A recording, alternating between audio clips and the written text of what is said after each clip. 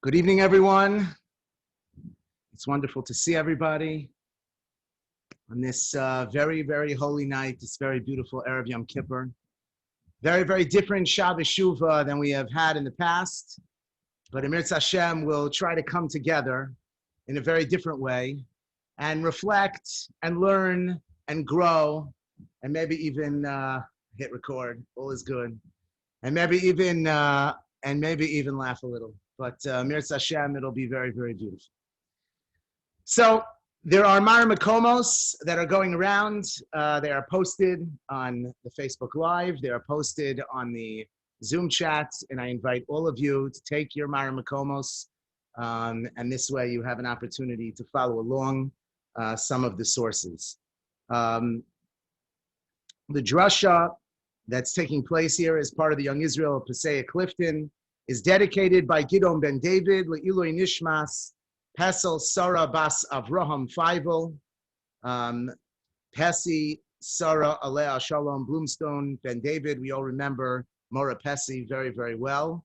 For many of our children, an incredibly inspiring and amazing human being, someone who absolutely personified so much of what we are going to focus on tonight, the capacity that we have within us to find greatness within ourselves.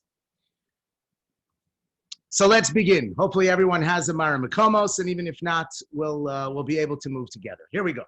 Maseches Yuma, it opens with the drastic measures that are taken to secure that the Kohen Gadol's participation and role in the upcoming Avoda for Yom Kippur is one that will be able to move forward properly, accurately, and reliably. And the central figure of Yom Kippurim, the Kohen Gadol himself, a system is put into place in case, for whatever reason, he becomes incapacitated or unable to perform his duties during Yom Kippur.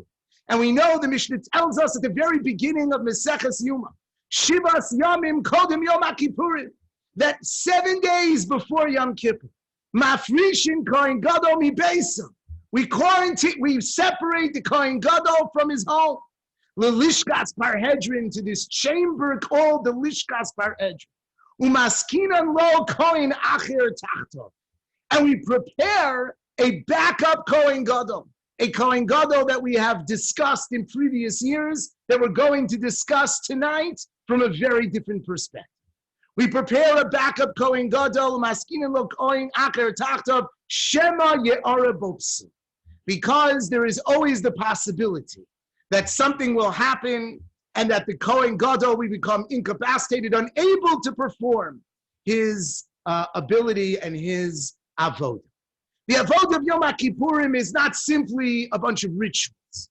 The avodah of Yom Kippurim is a sacred journey, and it culminates with the most intimate contact with the Ribono Shel Olam that any human being can ever have, short of Moshe Rabbeinu himself. And in order to represent the Jewish people in this endeavor, you can't just be trained and qualified. You have to embody the identity of the Kahuna Gadol. You have to stand as part of a continuum from Aaron HaKohen that was initiated by Aaron himself. And you have to carry that legacy within the very essence of who you are.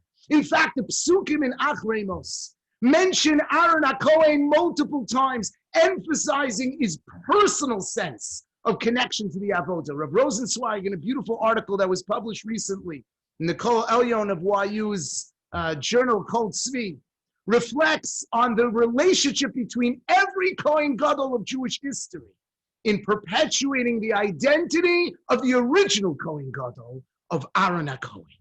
So not only does the Torah tells us, if you look at source number 2, Shnei B'nei Aaron, V'hikriv Aaron, Aaron, V'zos Yavo Aaron, the emphasis on Aaron HaKohen, even though the Torah is explicating the structure of the Avodas Yom Kippurim for future generations as well, somehow Aaron becomes a protagonist that is central in his identity to the experience of Avodas Yom Kippurim. And not only that, but the Torah tells us of the exclusivity that Aaron enjoys while he's standing in that Kodesh HaKadoshim. The Torah tells us in Pasuk Yud Zayin, "V'chol adam lo yiyeh be'oel moed b'vo lechaper b'kodesh ad." So no one else can be there. It's just Aaron and HaKadosh Baruch Hu. V'chiper ba'ado. And even though he's representing the entire Jewish people, when he walks in, he carries with himself his own personal identity, uve'ad beiso, and his extended family identity, uve'ad kol kahal Yisrael. And only afterwards, on his shoulders, the destiny of the Jewish people. And the Gemara makes clear, as it says in source number 3, that even though the Rishonim debate the scope of this halacha, that the avoda of Yom Kippur is unique in its relationship to the Kohen Gadol. V'chol avodos Yom Kippurim einon kesheros elabo. You need a Kohen Gadol. A Kohen Gadol is not just a role. A Kohen Gadol is not just a title. A Kohen Gadol is an identity. And it is connected to the legacy of the very first Kohen Gadol, of Aaron HaKohen himself. But Aaron HaKohen could not be the Kohen Gadol for all of Jewish history. So there had to be subsequent individuals who would embody this role. And so the Torah tells us that the investiture of a new Kohen Gadol entails an extensive and a regal ceremony that expresses the personal transformation of status and stature in assuming the identity of a Kohen Gadol. The Rambam tells us in source number 4 in Hilchos Klei HaMikdash, excuse me, we have to appoint the Kohen Gadol to be Rosh L'chol HaKohanim. Umoshchin oso b'shemen hamishcha. We use a special oil to anoint him for this purpose. And we are malbishin oso bigdei kahuna gedol. The regular Kohen wears a minimal number of garments. The Kohen Gadol wears an expanded number of garments. The Kohen Gadol, when we create, when we invest a new Kohen Gadol, so what do? We don upon him, we put upon him the begodim of the Kohen Gadol. We transform him with great fanfare. It's a ceremony, it's regal, it's amazing. Everybody comes. We're appointing a new Kohen Gadol to represent the Jewish people. But as we know, as the Mishnah depicts, that sometimes we plan for the worst case scenario, and the worst case scenario actually unfolds. You could just imagine the Mikdash in the times that it was standing, how many task forces and committees and different people and boards were involved in putting all these details together. And everybody's assuming that everything will go great. And something happens that is disruptive, and it turns out that that original Kohen Gadol cannot move forward. He can no longer serve. And now we have this substitute who's been preparing and has been training to potentially assume this role. But beyond his capacity to accomplish the tasks of the avoda, there's a much more fundamental challenge. And that is that very nice, you know how to do it. It's a complicated experience, the avoda of Yom Kippurim. Great, you know how to accomplish it. But bottom line, how do you transform your entire identity and rise to the stature of the Kohen Gadol in the middle of Yom Kippur, in the middle of Avodas Yom Kippurim? In order to transform a normal Kohen Edyot into a Kohen Gadol, into a great Kohen, we need all the fanfare that the Rambam described. We need the Shemen HaMishcha when it's available. We need the Riboy Begadim. We need more garments. We have to adorn you. We have to elevate you. We have to celebrate you. We have to bring everybody together. You can't just wake up one morning and say, hey, you, Akiva, we need you. We need it. Yeah, this guy, he's out. He's gone. We need you. Come, associate Kohen. You're in. Let's go. That's how you become a Kohen Gadol. You become a Kohen Gadol by entirely transforming your identity itself. So how does this happen in the middle of the Yom Kippur crisis? And this is the question of the Gemara in you on Daf Yud Beis. Journey with me through this Gemara, because it is going to land in a space that is so resonant for where we find ourselves this very Yom Kippur. The Gemara tells us in source number 5, what happens? The Kohen Gadol can no longer serve, and we have to put in the new guy. So the Gemara says, how do we create within this new Kohen Edyot the status of a Kohen Gadol? So the Gemara says, well, first of all, let's understand when this happens. If this happens before the Korban Atamim, then we're good to go for the following reason. And that is that the Kohen Gadol walked around with the 8 begadim all the time. And on Yom Kippur, when he went in to do the Avodas Yom Kippurim, that's when he minimized his begadim, his clothing, to be parallel to that of the Kohen Hedyot. Okay? So if this happens before the Korban HaTamid, we're good to go. Because the Kohen Gadol would wear the more robust garments for that Korban HaTamid. That's the first thing that happened in the day. So here's what happens. The regular backup Kohen is sitting there. He's a Pasha Kohen. He's a regular Kohen. He's Aaron Kohen. He's just a regular Kohen. And we need to make him Rabbi Kohen. We're here, Rabbi Kohen's, right? We need to bring him up. We need to make him a real Kohen Gadol. So how do we do that? So usually we do that by giving him the garments of the Kohen Gadol. If it happens before the first Korban of the day, no problem. We give him the garments of the Kohen Gadol. He does the avoda, and that's it. That's your investiture. You're done. That's your ceremony. You're now the Kohen Gadol. Great. But says the Gemara, what happens if this occurs after the Korban HaTamid? So the Gemara says now the Kohen Gadol's wearing the same garments as the regular Kohen. So how does the regular Kohen become the Kohen Gadol? He looks the same. He dresses the same. Everybody, they're all getting the same garments at the Gap. They all look exactly alike. Like all the women think they have their own special mask. Everybody looks the same. Everybody looks exactly the same flowery pattern. They're all walking around the same. So how does this work? So the Gemara suggests that even though almost every aspect of the Kohen Gadol is the same as a regular Kohen, on Yom Kippur, there's one change he makes. One change.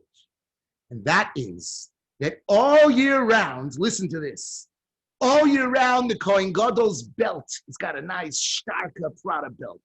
His belt is made of shatnez. His belt is made of shatnez. In fact, it has a little label in the back that says, confirmed shatnez by Vad, the Psichas HaShatnez, the Koil, blah, blah, blah, blah. Okay? It's got the thing, it's all ready to go. When it comes to Yom Kippur, Kohen Gadol does not wear the belt of shatnez. He wears the regular linen belt. So, even though he's going to wear the same garments as the regular Kohen, the belt will be different. The belt will not be a shatnez belt. So, through putting on the new belt, the regular Kohen can become the Kohen Gadol. He doesn't get all the garments because the Kohen Gadol on Avodas Yom Kippurim is not using all the garments, but he puts on the special Yom Kippur belt, the special linen belt. When he puts on that belt, that Avnei, he becomes the new Kohen Gadol. The Gemara says, this only works if you assume that all the other Kohen Hedyots, the regular Kohens during the year, that they also wore the shatnez belt. And now, when this guy becomes the Kohen Gadol, he's putting on a new belt. But some believe that all year round, the regular Kohanim wore non-shatnez belts. So if they wear non-shatnez belts, then moving from regular to Avodas Yom Kippurim, you're not doing anything new. You're keeping on the same belt. You had your non-shatnez belt before. You have your non-shatnez belt now. You had your regular begadim before. You have your regular begadim now. What have you done to transform yourself, to elevate yourself to the stature of this new position? So then the Gemara offers another possibility. And the Gemara concludes with a statement of Rav Papa. What is the statement of Rav Papa? Says the Gemara, Amar Rav Papa, Avodaso mechanchos. That you know how the Kohen, the little regular Aaron Cohen, you know how he becomes Rabbi Kohen Gadol Kohen. You know how that happens? Avodaso mechanchos. The actual work of Yom Kippur, the effort, the rituals, the experience, everything he does in that Beis Hamikdash, the actual investment of himself into the journey of Avodas Yom Kippurim, that is the source of his transformation. We abandon the notion that distinguishing garments are the operative source for transformation and accept the simple engagement with the Yom Kippur Avodah itself that makes him into a new Kohen Gadol. Our original presumption is that this transformation has to take place before. And then he starts serving in the Beis HaMikdash on Yom Kippur. And the conclusion, says Rav Papa, is no. They actually can happen at the same time. You just start. In YU, one of my roles is I'm involved with rabbinic placement of rabbis. We place rabbanim all over the country. And over the course of the pandemic, there were shuls, there were communities that were on schedule to have new rabbanim. These new rabbanim, they had no way to bring everybody together and have a big regal experience and have great Rosh Hashivas come and talk about how incredible they are and how amazing and how lucky the community is to have them. They couldn't do that. They had to just land in the community and start. Avodaso mechanchos. Sometimes you don't get the ceremony. What you do is the effort itself, the work itself becomes the source for transformation. And the Rambam quotes this thing and follows the opinion. Unfortunately, in the earlier Mara Makomos that I posted, I unfortunately put the wrong Rambam in. So you'll have to trust me or ask anyone who downloaded the later version of the Mara Makomos. But the Rambam quotes the opinion of Rav Papa. The Rambam writes that this is what happens. If the primary Kohen Gadol can't continue, the new guy takes over. And what do? Do we give him the belt? Do we give him the garments? What do we do? Says the Rambam, nothing. Avodaso mechanchos. The actual avoda transforms it. And all of the Achronim ask, what are you talking about? This Rambam it doesn't make any sense at all. There are two problems with this Rambam. The first problem, as explained by the Minchas Chinuch with this Rambam, is when the Rambam explains in source number 7 what has to be done in order to inaugurate a new Kohen Gadol, that they have to take on the new garments. The Rambam seems to imply that this is necessary. This is essential. This is we cannot compromise on this. This must be. The Rambam basically says that if you didn't do it for 7 days, as long as you did it for 1 day, as long as he got the new begadim and the shemen hamishcha, if it's available, he becomes the Kohen Gadol. So what do you mean avodaso mechanchaso? You said you need the begadim. How does this work? And the second question, how does it affect the transformation? The second question is the question of the Lechem Mishnah. And just bear with me for one moment. It's a little technical, but the Lechem Mishnah says, remember back when we suggested the belt? And we said, the belt doesn't work according to some people, because if the Kohen wears the shatnez belt the entire year, so this belt is a change. But if he doesn't, then it's not. Well, guess what? The Rambam holds that he wears the shatnez belt the entire year, which means, according to the Rambam, that answer would have worked. We could use the belt as the transformation. We could use the belt as the transformation. So the Pnei Yehoshua answer is very simple. Look, Chevra, there's a difference between ideal circumstances of initiating a Kohen Gadol and the compromised circumstances of Christ's, what he calls de lo efshar. When things are fundamentally good, then we have the regal ceremony. The Rambam's telling us when we're in a situation of compromised reality, so then there's nothing we could do.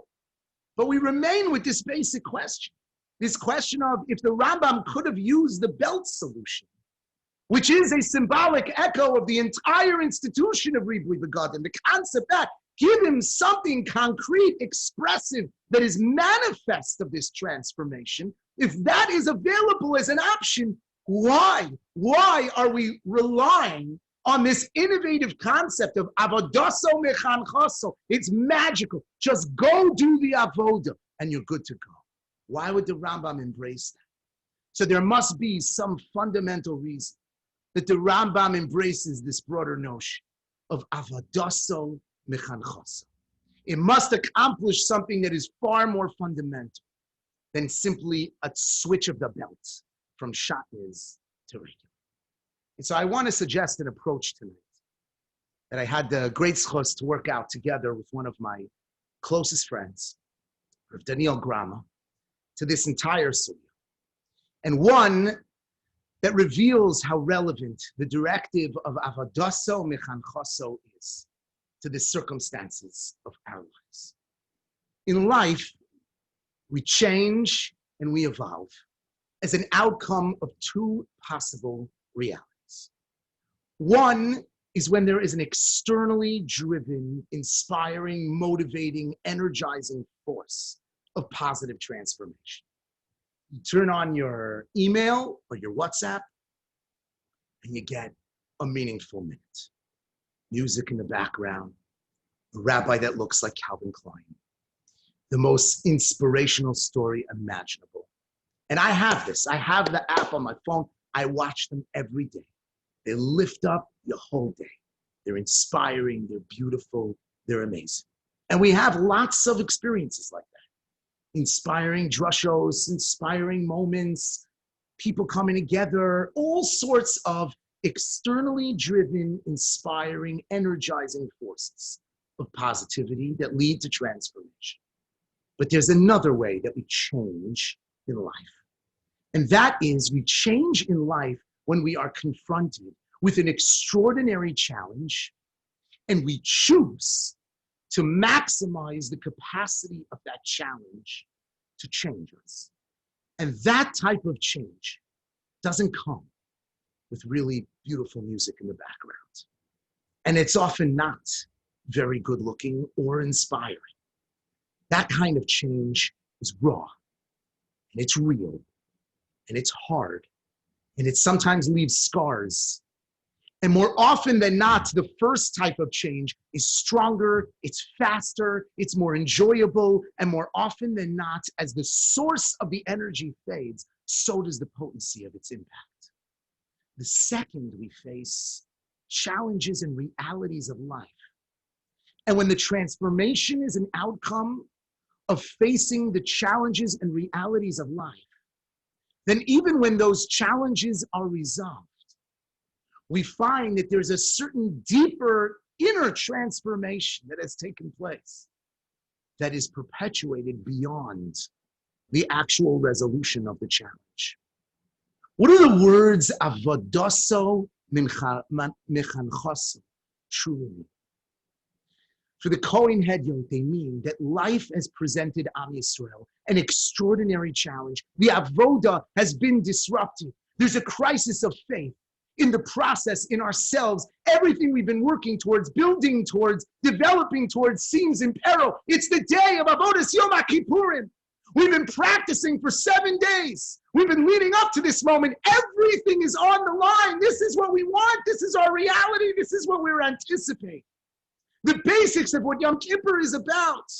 V'chol ha'am omdim ba'azara. He's not just out there alone. Everybody's there. Everybody's there. Everybody's there watching the Kohen Gadol as he's going through this process. And think about how this plays out. I imagine that it starts with a little whisper. Something's wrong. Something's wrong. Grows to a murmur. Suddenly there are guys with keys running around in the back. Something's up. Something's going on. And all of a sudden, there's a full-blown panic. What do? Can't just drop Yom Kippur now and set up a whole new Kohen Gadol. From the back of the room emerges a simple Kohen, a Kohen Hedyot, a Kohen that never aspired to, never had anything to do with this magical moment of transformation, and devoid of any of the fanfare and the kavod and the regal moments that would elevate him to the stature of Kohen Gadol. He simply puts one foot in front of the other and he picks up the pieces and he continues the day. And with that step, with that one initiative, with that one decision, he is transformed into the Kohen Gadol. And he can now enter the Kodesh HaKadosh, not driven by the fanfare of Ribui Begadim and Shemen HaMishcha, but simply because he digs in and he takes on the avoda when there's nothing else that could be done. The belt, differentiator or not, becomes superfluous to the inner begadim that he now wears in recreating himself by not giving up and by persevering and building upon the avoda itself as a source of transformation. We find ourselves at this moment in such a challenging space related to this pandemic and within our lives. I have to pinch myself because as I was giving make your own Seder Zooms and trying desperately to convince people that their 45-year-old children who are investment bankers were indeed capable of putting an oven up to its highest setting for 40 minutes and making Pesach. I never imagined in a million years that we would be seeing each other on Shabbos Shuva like this. I never imagined in my wildest dreams that we'd be spending Rosh Hashanah and Yom Kippur in these circumstances. That there are people that are suffering with illness. Oh, they're in that community or that community. There are people who are suffering with illness. There are people on respirators. There are people who are perfectly healthy, but because of exposure are quarantined from their community and even from their families and are spending a Yom Tov experience in isolation. And even we, so many of us spending Yontif in a warehouse, in a parking lot, sitting masked, distant from each other, watching people who've reached their breaking point of patience and understanding. And yet I have to tell you that when people ask me to describe the feeling and the tone in our Kehillah on Rosh Hashanah, I shockingly respond, one word: simcha. It's irrational. It's totally irrational, but it's true. Because there was more than just an accommodation. There was joy. There was the joy you feel when you don't avoid challenge. You confront it. And you recognize that you've elevated the experience to something meaningful and to something transformative. Avodaso mechanchosim. Sometimes it's the avoda itself, the dedication to keep going, that transforms the tragedy and challenge of a compromised situation into an opportunity for personal, familial, and communal transformation. Avodaso mechanchoso means that when you make the best of a compromised situation, that becomes the lichanchila. That can propel you to the ideal without the externalities that generally inspire us to get there. We don't have the beautiful, packed room of davening. Someone mentioned to me, and they're so right, even the little singing we have, it's not that intensity, the roar of the Haviyosem. We're not going to have that. You know, we are going to have the avoda itself. Avodaso mechanchosim. The transformation will not be internalized from external sources, from donning extra begodim from some symbolic belt. The transformation will occur because we're just taking on the challenge and we're confronting it with resolve and we're confronting it with determination to grow from it, not despite it. And there's so many examples of this on so many levels where we moved ourselves and our community from Hedyot to Gadol, because one embraces the reality that we're contending with. How many principles that are with us tonight, how many mechanchim and mechanchos that are with us tonight did not spend the summer, relaxing, preparing a little bit, but said, okay, whatever it is, we're going to make it work. And when it didn't all go perfectly, because nowhere did it go all perfectly, did they freak out like all of us? No. They're pros. Avodaso mechanchoso. The Kohein Gadols. They found within the avoda of what they were doing the capacity to transform and elevate themselves to a stature and an impact that is transcendent of anything they could have gotten from some inspirational schmooze. And when our kids walked into those classrooms and into those buildings, what they saw was the unconditional love and devotion and dedication of their teachers and administrators and principals and parents that no matter what the circumstance, we are going to teach you Torah. Avodaso mechanchoso. In our shuls, how challenging it's been. Who would have imagined plexiglass, masks, parking lots, renting HVAC systems? Avodaso mechanchoso. Did our shul volunteers and boards and gaboim say, it's just too hard, we just can't deal with this? No, they took it on. They became a Kohein Gadol. Avodaso mechanchos. There's no extra pay for anybody for doing any of this. Nobody's getting a bonus. Avodaso mechanchos. The challenge itself became the source of growth and impact and transformation. And within ourselves, we've had to contend with so much. There are so many moments throughout the day where we are going to lose it and then lose it. So many moments.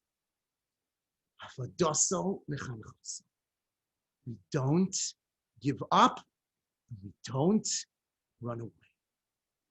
The Rambam's language in Hilchos Shuva is that when a person comes to the precipice of internal transformation, the Rambam describes it as Kol mitzvos shebetorah bein aseh bein lo aseh, and you have to do tshuva kishe ya'aseh tshuva. You know what the Rambam says? Not if you want to do tshuva, kishe ya'aseh. When you get it together, that it's time to take on the challenge, then here's what you do.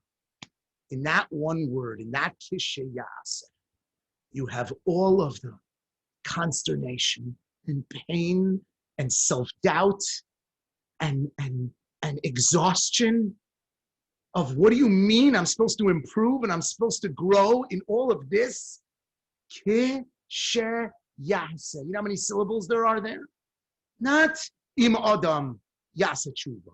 Kishe ya'aseh tshuva. When you get there, when you penetrate the layers of challenge and complexity, and you get there, kishe ya'aseh tshuva, here's how you make it work. Here's how you make it happen. This is what we've been saying. In the David Hashem Orim, takum alai milchama, bizos ani boteach. When I'm overwhelmed by the conflict, by the challenge, bizos ani boteach. In that circumstance, in that reality is when my bitachon becomes most manifest. Achas sha'alti. And you know what? I don't know exactly what to do, but I ask. I only want shifti beveis Hashem kol yimei chayei. Not run away. Bizos ani boteach. I'm in it. I'm confronting it. I'm part of it. I'm living it. I'm dealing with it. It's hard. Avodaso mechanchoso. I'm moving forward. I'm persevering. The Gemara makes so clear in the Gemara in Brachos, Makom shebali tshuva omdim tzadikim gemurim einam omdim. It's when you fall and you're able to get up and fall again and able to get up. When you're part of that cycle, you are part of greatness. The very word growth in Jewish literature, Torah literature, relates to the concept of tzmicha, plant growth, which always involves the destruction of the seed in order to ultimately nurture the potential and the capacity of something so much greater. We're going to read on Yom Kippur afternoon the book of Yonah. Shem comes to Yonah and he says to him, this is your mission. You're going to go tell Nineveh that things are not good. And you know what Yonah has? Yonah has a cheshbon. I don't know. I'm not sure. I hear you. I hear you. I hear why you think that way. But you got to understand. There's this possibility. There's that possibility. There's this issue. There's that issue. He makes all these cheshbonos. And you know what he does? Because it's too hard. He runs away. I'm not dealing with this. And he gets on a boat. And on that boat, the storm, the challenge, the metaphorical representation of the challenge follows him. And all these sailors are on the deck of this boat. And this boat, by the way, is where the very first outdoor minyan ever happens. Tell everybody to start praying to their God. And Yonah is down there because he's not interested in a storm. He's not interested in the challenge. He's not interested. He wants normal. He wants everything should be back to normal. I'm not interested. I can't do this. I'll ride it out. And the people on the boat, they want the storm to stop. And eventually Yonah comes to the realization and the metamorphosis that takes place within the belly of that fish when Yonah comes to recognize that you don't get to run away from challenge. It will follow you. So you made it through God's first confrontation and you ran. And now you're in the belly of the fish and you have a second wave. You don't get to run away.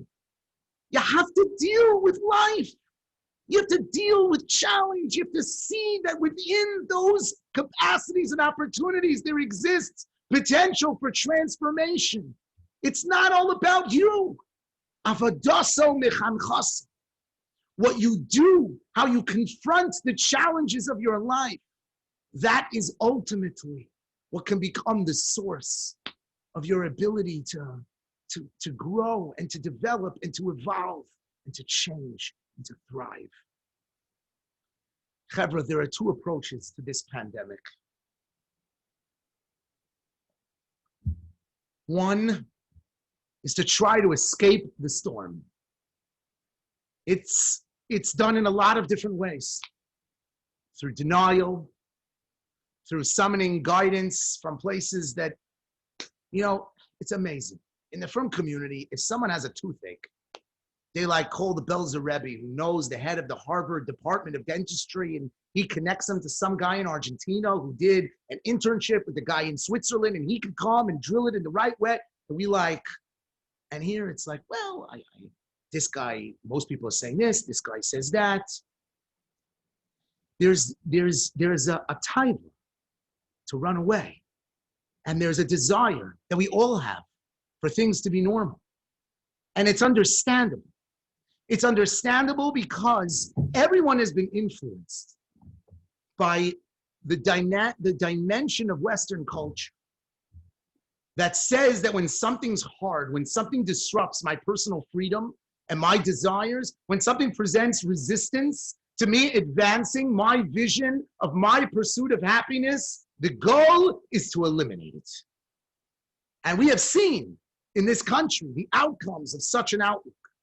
And that attitude has become part of our reality as well. And it's l'shem shamayim. It's to get good things. But this is not a Torah value to say we don't want it to be hard, or a term that I heard constantly, it's enough. It's just enough. It's enough. Ribbon Shalom brings a nesayon to the entire world. It's enough. It's enough. You've had enough. I've had enough. It's hard. Life is hard. I have news. When it's pleasant and easy and pleasurable, that's a gift. It's a gift we should thank HaKadosh Baruch Hu for every single day. We're not entitled to that. We're not entitled to that. It's very hard. It's hard. It's hard to take this seriously. It's hard to allow it to impact and uproot the normal rhythms of our life. It's hard. It's hard. But avodaso mechanchas, you don't say that because something's hard, we escape, we walk away, we try to somehow dilute its potency. Take it on. We take it on. And our generation never, ever, ever thought we were going to do this. Let's be honest. Hard is for the history books. It's for the history books. It's for world wars. It's for wars in Israel that threaten the entire country. It's for 25 years ago and bombings. Hard Hard is for before. We live with technology. We live with control. We live with the ability to get what we need and do what we want. You don't do hard. You don't do hard. Hard. Both sides. Confronting the challenge is the essence of what it means to create the transformation. It's hard. Sometimes it's hard. It's hard to wear a mask. You know what? It's hard to wear a sheitel in 105-degree humidity also. It's hard to get up at 6 a.m. and learn. It's hard to learn Eruvin. It's hard to do lots of things. It's hard. But Rabbosai, this hard is our hard. This is our hard now. This is what we have to do. We have to do this because we have to recognize that it's our achrayus to worry about other people. And the sentiment that we are not responsible for those other people, that there's a minority that would be significantly impacted up from this. And so therefore, it's not incumbent upon us, is so beyond the scope of Torah Judaism.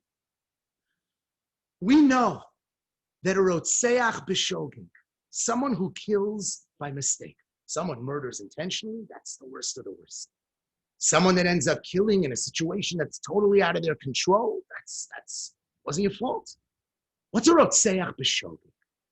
Rotseach b'shogeg means I'm chopping wood. I'm chopping wood. And as I chop, and I'm dealing with my axe, and I'm chopping the wood, lo and behold, I'm not as cautious as I should be. Not with something that's going to impact me. But it turns out that as a result of my lack of caution, I hurt someone else. I'm a rotseach b'shogeg. I didn't mean to do it.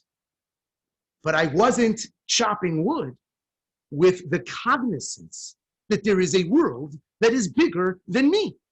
That I live part of a bigger society, part of a bigger community. And maybe somebody somewhere is going to be negatively impacted by what I'm doing. The world's not just about me. You know what the punishment is for Rotseach b'shogeg? The punishment is we make you leave the community. And you know why?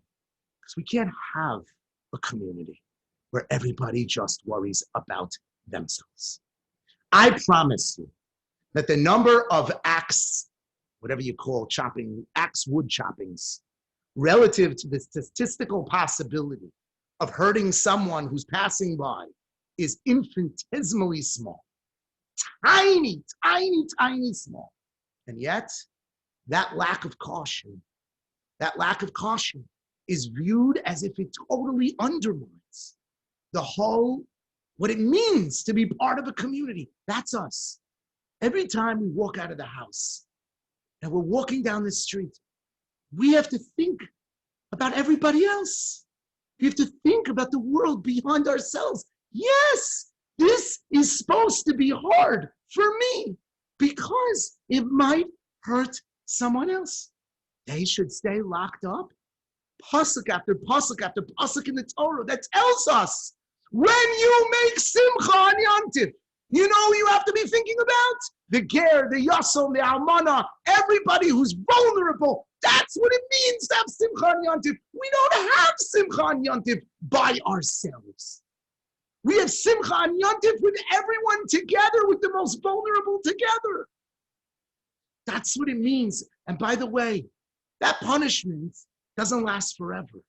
You know when everybody who's in Golos, in the Arei Miklat, gets to go free? When the Kohen Gadol dies.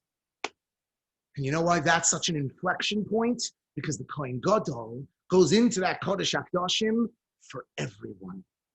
When the Kohen Gadol dies, there's an internalization of what it means to stand for everybody that inescapably affects everyone. And there's no question that everyone looks at the situation and they change on the spot.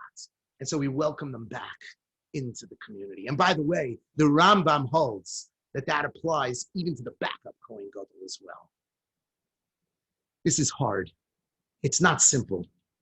We've lost our Kohen Gadol in the middle of Avodas Yom Kippur. We've lost the structure. We've lost the statured elements of religious life, the inviting warmth of shul. It's been replaced by an environment of distance, the deep connections of chinuch and mesorah, which we sacrifice and invest most of our income, disrupted with plexiglass and distancing, our normative communal connections, Shabbos meals, socialization, chavrusas, completely reoriented with barriers and distance. And we have two choices. We can decide that without the riboy begodim, without the special belts, without the shemen hamishcha, without the adorning elements of religious life, we can't function. Or we can recognize that avodaso mechanchos, that Hashem is asking each and every one of us in these trying times to discover the Kohein Gadol within ourselves. That in the midst of this disruption, we find a new person, a person of sensitivity, a person who cares about others, a person who fundamentally rejects the individualism of Western society. A person who doesn't say it's enough. A person who wakes up every morning and thanks HaKadosh Baruch Hu for every breath they have, and then walks outside their door and does everything they can to make sure that everyone else is going to be okay. That's our Yom Kippur. That's avodaso mechanchos. That's what it means. We don't get on a boat of fantasy and sail away. We engage the storm. We step up. However, the vaccine is going to come. It's not going to last forever. And things will, on some level, at some point, things will return to normal. I don't know if they'll completely return to normal, incrementally return to normal. This is not going to last forever. Things will return. And I, for one, am absolutely terrified of that. Because that will be the moment of personal reckoning. Whether or not this crisis and opportunity that was put before us, did our avoda truly transform us? And those who simply try to escape and avoid the reality will have to forever live with this missed opportunity for growth. And those who engaged the challenge and stepped up will carry that resilience and that growth forever. There's a minhag for the chazan to begin Hamelech from his seat. Some, this Yom HaKippurim, will be from brachos to Hashem Hu Elokim in their seat in their home, in their seat in their bedroom, in their seat in their quarantine. Some will be in a seat in a hospital. Why do we start Hamelech, the chazan, from the chair? It's so, it lacks so much coverage.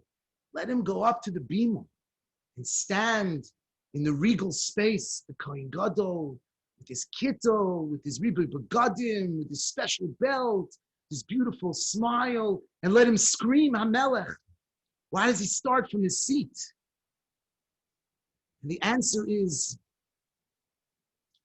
because in reality, we are meant to recognize that it is actually from the normative realities of life. It's from our personal, real, raw space, our space that is hard and challenging and difficult. It's from that space that on Yom Kippur, we're supposed to find the resolve and the courage and the emunah to say, Hamelech. Hamelech avodaso mechanchos. It's from our seat. It's from where we are. Some of us are going to say Hamelech from a parking lot. Some of us are going to say Hamelech from a warehouse. Some of us are going to say Hamelech from a bedroom. Doesn't matter. It just doesn't matter. Avodaso mechanchos. Let me tell you something. This entire world belongs to HaKadosh Baruch Hu. It's all a Beis HaMikdash. The whole world belongs to HaKadosh Baruch Hu. That is Rosh Hashanah.